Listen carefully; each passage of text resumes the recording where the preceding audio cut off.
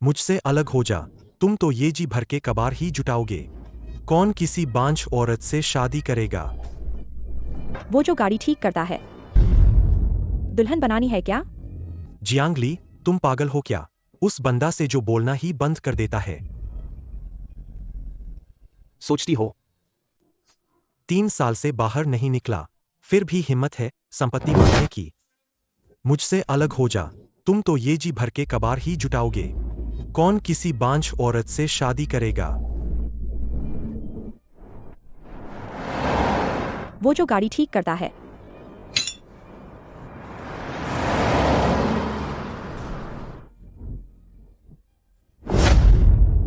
दुल्हन बनानी है क्या? हाँ हाँ हाँ हाँ। जियांगली, तुम पागल हो क्या? उस बंदा से जो बोलना ही बंद कर दिया हो। सोचती हो देखा क्या? तलाक दे दे, मेरी माँ को कोई और भी ले जाएगा।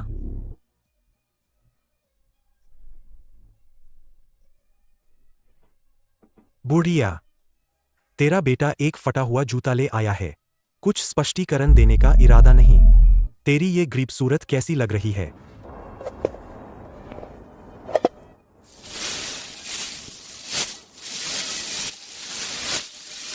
हो यान का दिमाग जैसे फट गया हो। बचपन की जमीन पर बिखरी चमकती खून की यादें, पान देगुई की खून से धुंधली चाकू की छवि, और सामने अपनी पत्नी का दर्दभरा चेहरा एक के ऊपर दूसरे के साथ टिक गए। बड़ा हो, मत हौसलों में खो। तेरा पिता नहीं रहा, अब घर का तुम मालिक हो। जल्दी अस्पताल पहुंचाओ। बेटी, हम गरीब है। बड़ा हो की बात भी चुभती है, पर ये 10 उसकी जान बचाने की रकम है। दूसरों की घरवालियों के पास होती है, हमारे बड़ा हो की घरवाली के पास भी होनी चाहिए।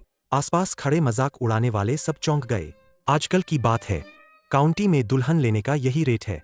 एक मरम्मत वाला इतने पैसे कहाँ से लाएगा? मन बनाकर शान दिखा रहे हैं। शायद घर बेचने के पैसे होंगे। शेन परिवार का छोरा, तुम तलाकशुदा हो तो मुंह थोड़ा नीचा रखो। मेरी पत्नी अब वो परिवार की है।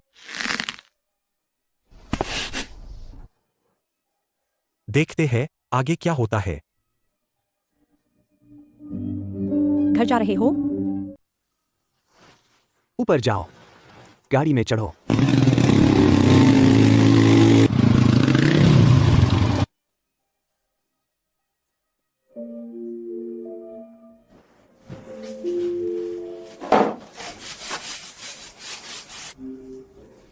उत्पीड़न। बारिश छेद कर दे तो किस्मत भी आ जाएगी। आज रात कैसे सोओगे? मैं जमीन पर। माटी की पट्टी सख्त है। तुम्हें कल फिर गाड़ियां ठीक करनी है। बिस्तर पर आओ।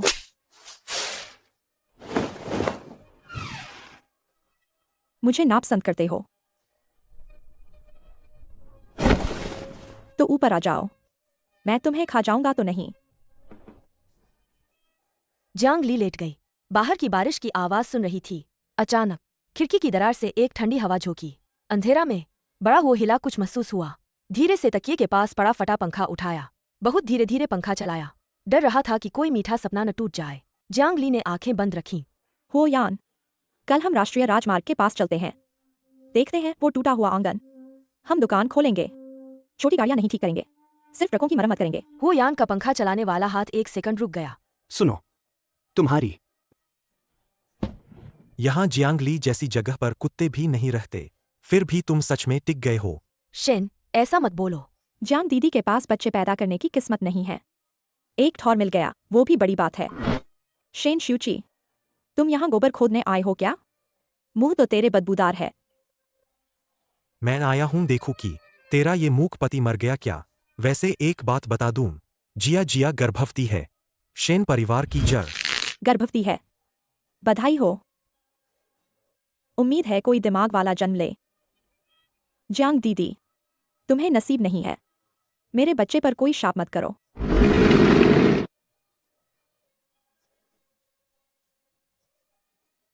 ताकत है क्या? तो हम किसी बड़े जगह पर चले जाएं। उन्हें थोड़ा डरा दो। तुम बदबूदार रिपेयर वाले क्या करने का सोच रहे हो?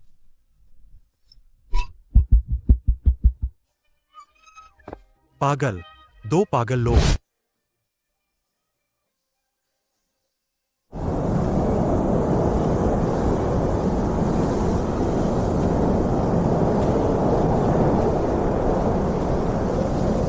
बस इतना?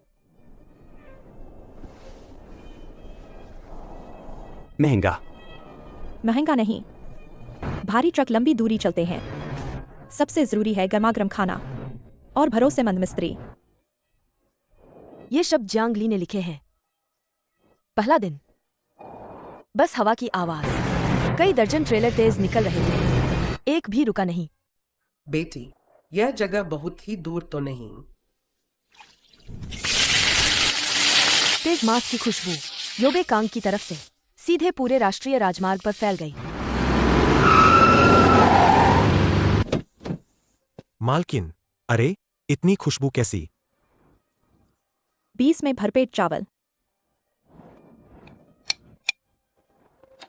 वाकई बढ़िया। यह मांस कमाल है। मालिक, बाएं सामने का पहिया थोड़ा हिल रहा है, देख सकते हो। ठीक है।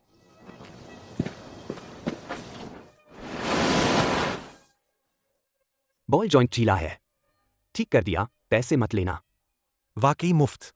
खाना। पैसे दे दो बस। मालिक दिलदार है। मैं अभी ही काफिला भाइयों को लोकेशन भेज रहा हूं। कुल 600 रुपए। खर्च निकालकर शुद्ध मुनाफा 300 रुपए।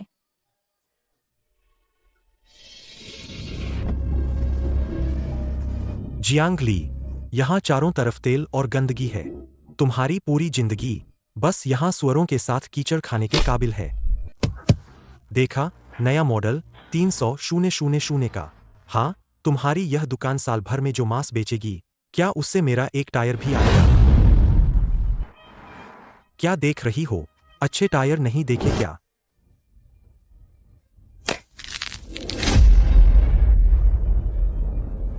क्या पुराने टायर ठीक करके धोखा दूंगा? शेन मालिक, 300,000 वाली नई गाड़ी में 300 रुपए का पुराना टायर। क्या सेकेंड हैंड डीलर ने तुम्हें लूट लिया है? या फिर अमीर दिखने का नाटक ज्यादा हो गया है? बकवास। तू जैसे मूक को क्या समझ आएगा? यह कंपनी का ओरिजिनल हाई एंड पार्ट है। तूने मेरा टायर खराब कर दिया है। 5,000 रुपए का मुआवजा दो।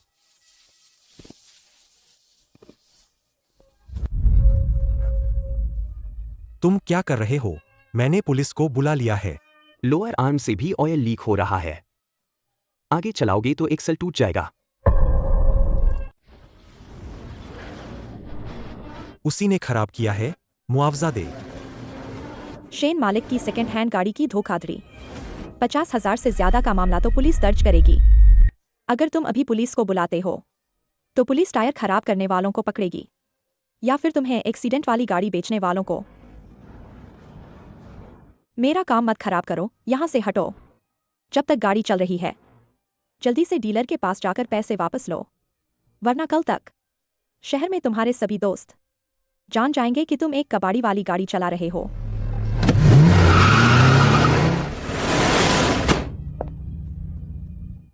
तीन 500, आज 1,000 का आंकड़ा टूट गया।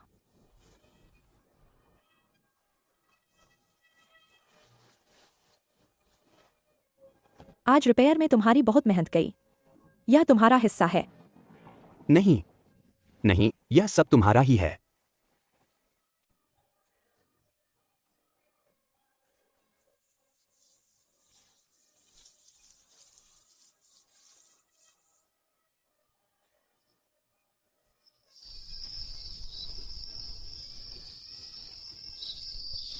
हो यान, तुम्हें जगा दिया। फिश बहुत गर्म है। बिस्तर पर आ जाओ, सो जाओ। गंदा है। मेरी बात मानने से डरते हो क्या? वहां चिकनी मांसपेशियां नहीं थीं, बल्कि ऊबड़ खाबड़ गड्ढे थे। इधर उधर सख्त गांठें फैली हुई थीं। वो कुछ बेहद गहरे और डरावने पुराने चाकू के घाव थे जो सीधे रीढ़ की हड्डी को चीरते हुए निकल गए थे। यह क्या है?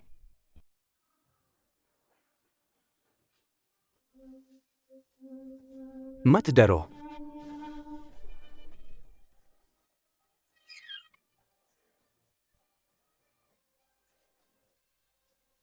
बेटी, यह उसके चाचा पान देगुई की वजह से पड़ा घाव है। उसके चाचा? हो यान के पिता बहुत जल्दी चल बसे थे। फैक्ट्री से थोड़ा मुआवजा मिला था। उसका चाचा पान देगुई अपने लोगों को लेकर आया। कहा कि लावारिस घर का पैसा अब खानदान का मालिक ही संभालेगा। पैसे लूटे और लोगों को बुरी तरह पीटा भी। हो यान तब मुश्किल से 6 साल का था। अपने पिता की राज का डिब्बा कसकर पकड़ रखा था और हाथ ही नहीं छोड़ रहा था। उस जानवर ने फरसा उठाया और सीधे वार कर दिया। अरे, बच्चे की किस्मत सचमुच मजबूत थी। बच गया, लेकिन उस दिन के बाद गला खराब हो गया। फिर बोलना ही छोड़ दिया। अंधेरे में हो यान तेजी से कांपने लगा।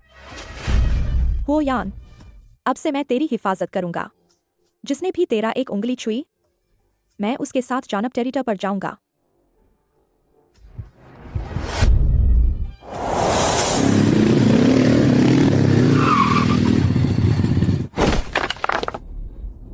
साहब, धंधा बढ़िया चल रहा है।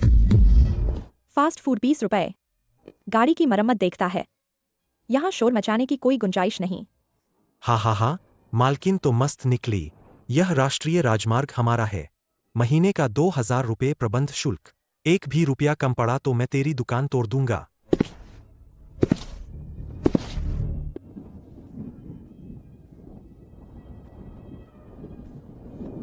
भाग। अरे, यह तो मूक भी निकली। हा।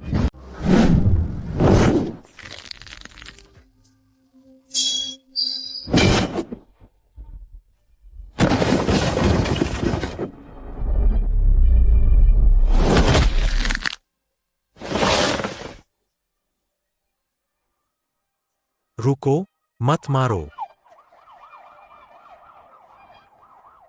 क्या हो रहा है? पुलिस साहब, वे ब्लैकमेल करने आए और पहले ही चाकू निकाल लिया। मेरे आदमी ने तो सिर्फ आत्मरक्षा की।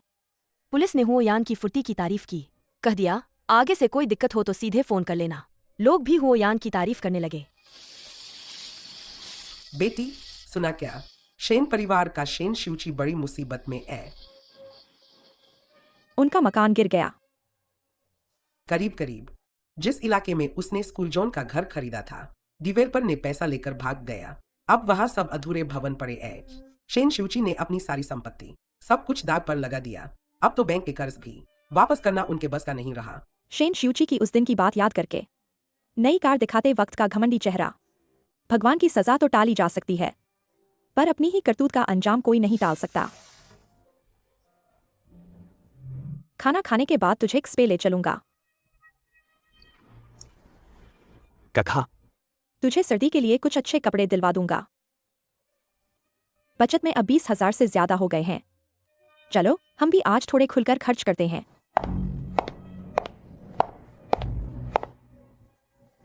चल देखते हैं। अरे, यह तो जांग दीदी है। कपड़े खरीदने आए हो क्या, जांग दीदी? इस मॉल के ब्रांड सस्ते नहीं होते। उस गंदी मरम्मत के पैसे से क्या यहाँ खरीद लोगी? शूची ने अभी दिलवाया है। इसे कहते हैं क्लास। कल का वो नजारा याद करते हुए, जब चिन आंटी ने उस अवैध क्लिनिक के बाहर वो जो देखा था, जांग ली ने एक उपहास भरी हंसी। हाँ, क्लास तो जबरदस्त है। बस पता नहीं यह पेट में जो चल रहा है, उसकी असलियत जांच पर कितना खरा उतरेगी। तू क्या बक रही है? जियांगली, अब बकवास बंद कर। जलन में बक रही है। मेरा बेटा चाहे कितना भी कीमती हो, वो तेरे उस कचरा उठाने वाले मूकपति से तो बेहतर ही है। बात पूरी भी नहीं हुई थी कि हो यान ट्राई रूम से बाहर आ गया। गहरे हरे रंग की विंड ब्रेकर जैकेट हो यान के कद पर एकदम सही बैठ रही थी। कंधे चौड़े, टांगे लंबी, बिल्कुल किसी कमांडो जैसे सख्त बदन। इतना रौब की सांस रुक जाए।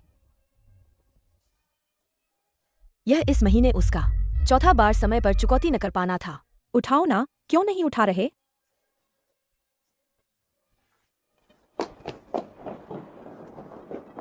शिन शूची की पीठ बिल्कुल दो बेघर कुत्तों जैसी लग रही थी।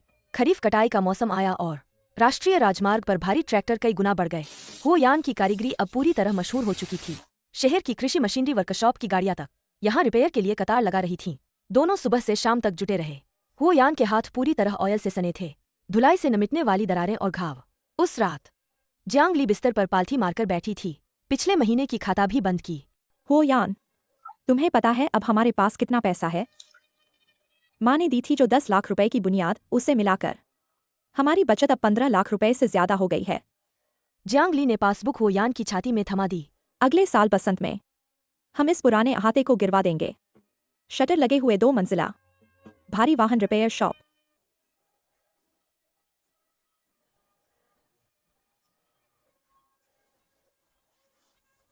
सब कुछ पत्नी की मानूंगा। जब दोनों खुशी में डूबे ही थे, अहाते के दरवाजे पर अचानक सुनाई दी कठोर और चिंताजनक ठुकराहट। बड़ा हुओ, दरवाजा खोलो। मैं पानदेगुई, तुम्हारा बड़ा चाचा हूँ। मैं तुम्हारी माँ बेटी देखने आया हूँ।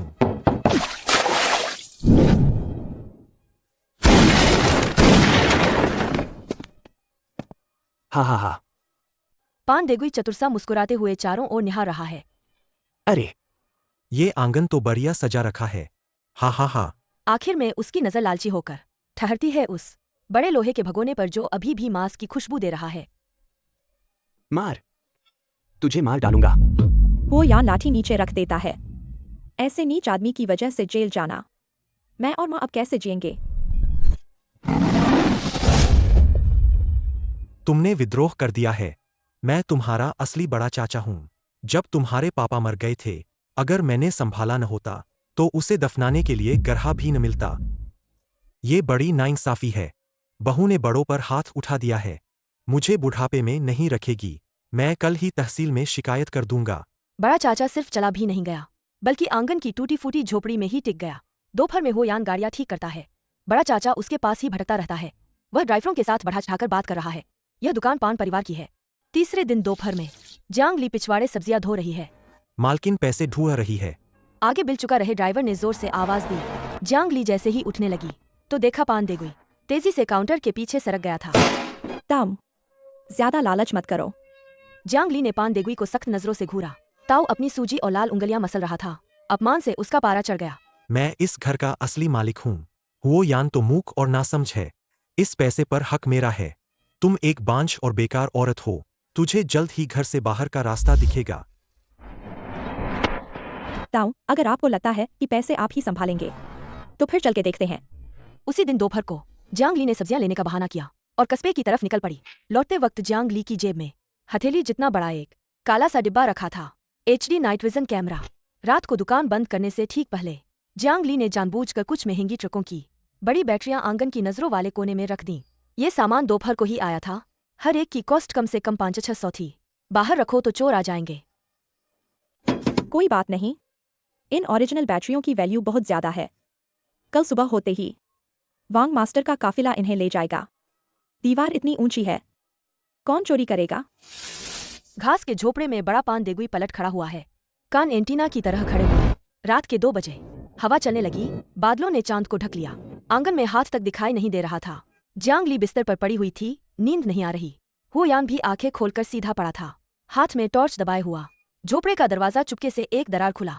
एक झुका हुआ काला साया चुपके चुपके बाहर निकला। बड़ा पान देगुई हिम्मत नहीं करके लाइट चलाया। याददाश्त के सहारे बैटरी के ढेर तक पहुंचा। वो मेहनत से उठाकर समेटने लगा। एक भारी भरकम बैटरी। चेहरे की शिकने हंसी से खुल गई थीं। ये चीजें टाउन के कबाड़ वाले को बेच देगा। कम से कम 2000 रुपये तो मिल ही जाएंगे। वो बदतमीज औरत मुझसे भिड़ेगी। बड़ा पान देगुई खुद को चालाक समझ रहा था। छत की आड़ में वो छोटा काला डिब्बा, एक घेरा इंफ्रारेड सेंसर लाइट का, चुपके से जल चुका था। बड़े पान देगुई का लोलुप चेहरा और उसकी चोरी का हर इशारा, यहाँ तक कि मुंह के कोने की थूक भी साफ साफ कैमरे में कैद हो गया। मछली ने चटका लगा लिया। सुबह की हल्की धुंध भी छटी नहीं थी। वांग मास्टर की बड़ा ट्रक हॉर्न बजाने लगी। मालकिन, कल रात जो 4 ओरिजिनल बैटरी तय थीं, वे कहाँ है? मुझे तुरंत गाड़ी निकालनी है। अरे, बैटरियां आधी क्यों कम है? सिर्फ 2 बचे हैं। वो यान रेंच पकड़े गाड़ी के नीचे से निकला। उसकी भौहें तुरंत कसकर सिकुड़ गईं। पान देगुई आंगन के कमरे में बैठकर दलिया पी रहा था। आवाज सुनकर पान देगुई की आंखें घूमी। कटोरा थामे घमंड से बाहर निकला। कह रहे हो क्या? चिल्ला क्यों रहे हो? सुबह सुबह शोर मचाओगे क्या? मैंने कहा था, तुम औरत घर संभाल नहीं सकती। इतनी कीमती चीज आंगन में क्यों रखी? निश्चित ही तुमने दरवाजा ठीक से बंद नहीं किया। चोर आ गया। बड़ा हुओ, तुमने जो ली है वह तो बदकिस्मत निकली। आज बैटरी गायब हुई, कल तुम्हारा धंधा भी छिन जाएगा। आज से दुकान का पैसा और चाबी तुम मुझे दे दो, मैं संभाल कर रखूंगा। वांग मास्टर गुस्सैल आदमी है। यह सुनकर उनकी भौहें सिकुड़ गईं। बड़ा हुओ, पान देगुई, तुम यह कैसे कर रहे हो?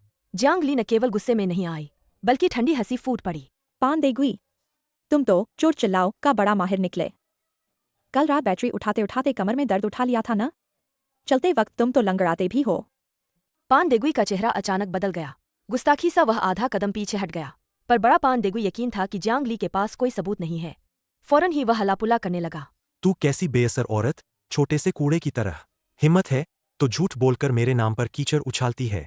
मैं तुझको मार डालूंगा। एक पंखे जितना मोटा हाथ झट से झाड़ू के डंडे को कसकर पकड़ लिया। वो यान जैसे कोई भयंकर रक्षक बने हुए थे। वो जियांग ली के सामने आकर खड़े हो गए। वो यान ने हल्की सी ताकत लगाई।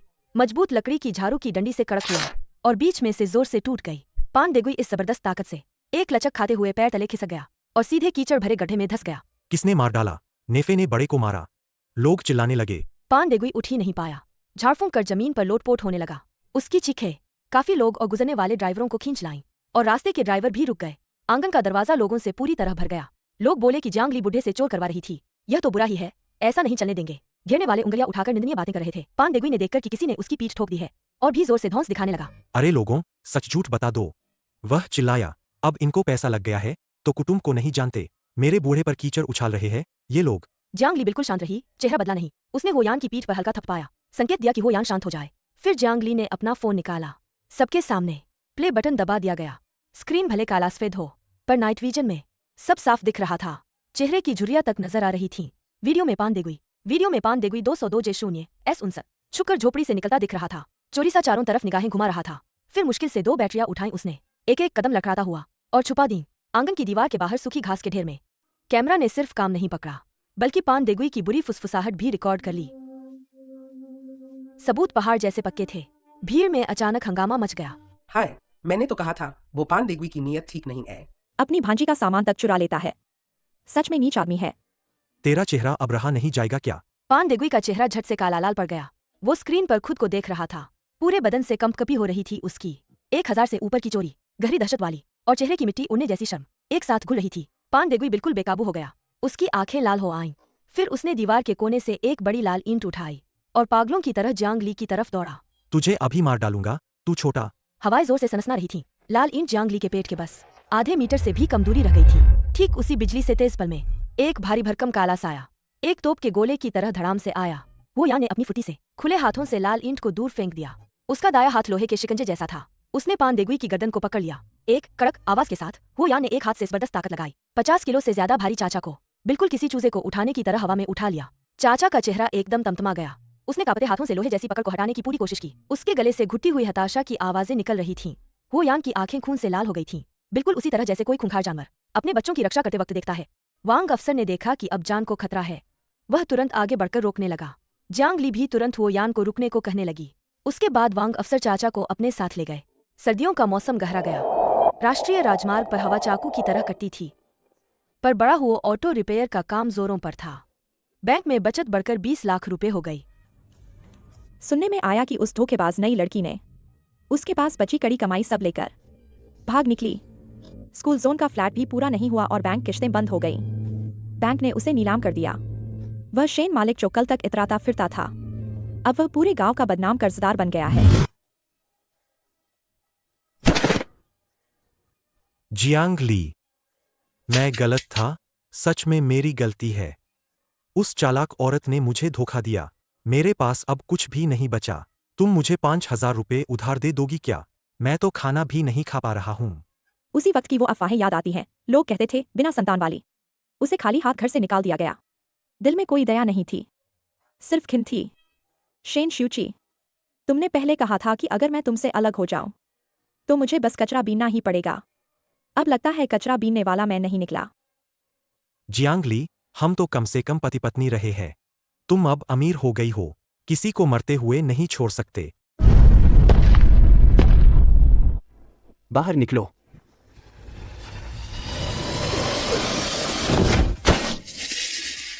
शून्य से नीचे की कड़ाके की ठंड में, शून्य से नीचे की कड़ाके की ठंड में यह बाल्टी पानी किसी की जान ले लेगी। यह पानी सच में जानलेवा है। बहुत दूर हटो, हमारी जमीन गंदी मत करो। हो यान ने दरवाजा बंद करके कुत्ते छोड़े।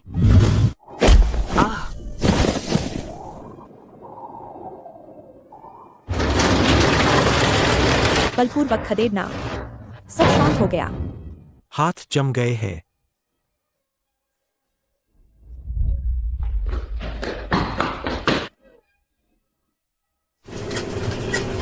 कॉरिडोर में मौत जैसी खामोशी। वो यान कमजोरी से दीवार के सहारे झुके हुए हैं, धीरे धीरे फिसल गए। यह लगभग 100 किलोग्राम है। कुछ चाकूधारी लुटेरों के सामने आंखें तक नहीं झपकाता, इंसान लोहे जैसा। लड़का, तेरी बीबी को बड़ी बीमारी नहीं है, 2 महीने की गर्भवती है, बस कुछ दिन पहले थोड़ी ज्यादा थक गई थी। नवजात की हालत थोड़ी अस्थिर थी। स्वास्थ्य केंद्र की लैब में टेस्ट हुआ, नवजात की हालत थोड़ी अस्थिर थी, अच्छी तरह।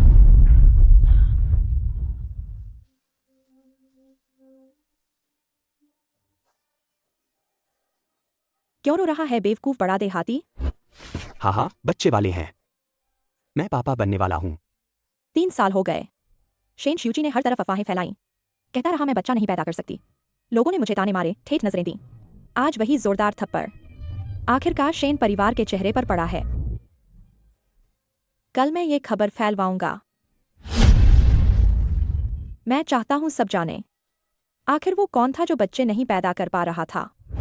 3 दिन भी नहीं लगे, जियांग ली गर्भवती होने की खबर लगभग पंख उग गए हों जैसे शहर भर में फैल गई। सुन तो रहे हो, बड़ा हुओ की बीवी 2 महीने से गर्भवती है। अरे हाँ, वही बात तो। शेन शियाओचुआन तो हर जगह बोलता था कि वो बच्चे नहीं देती, तो अब निकला कि असल में खुद वह फालतू है। बिल्कुल, मैंने सुना ही था। शेन शियाओचुआन अब वो भाग गया नया दुल्हन लेकर। पेट में पल रहा बच्चा उसका तो बिल्कुल भी नहीं है।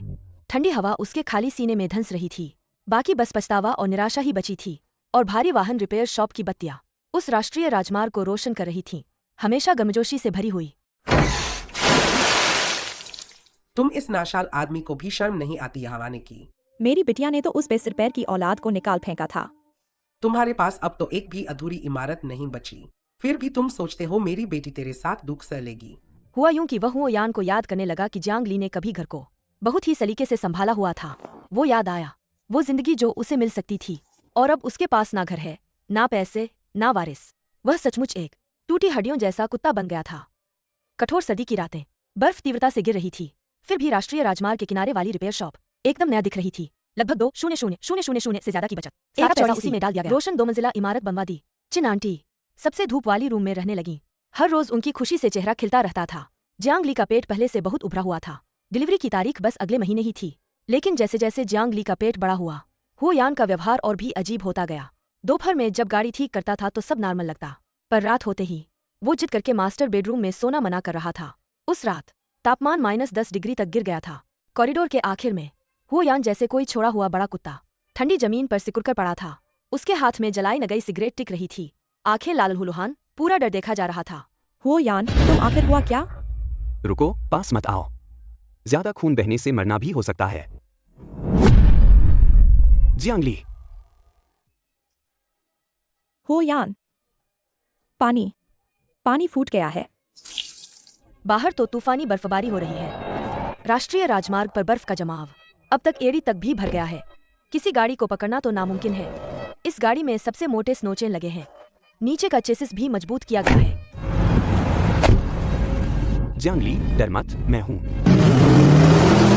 बर्फ और तेज हो रही है, हवादार इतनी कि वाइपर टूटने वाले हैं। राष्ट्रीय राजमार्ग पर एक भी गाड़ी नहीं है। धीरे चलो, रास्ता फिसल रहा है। धीरे नहीं चल सकते, मैं तुम्हारे बिना नहीं रह सकता।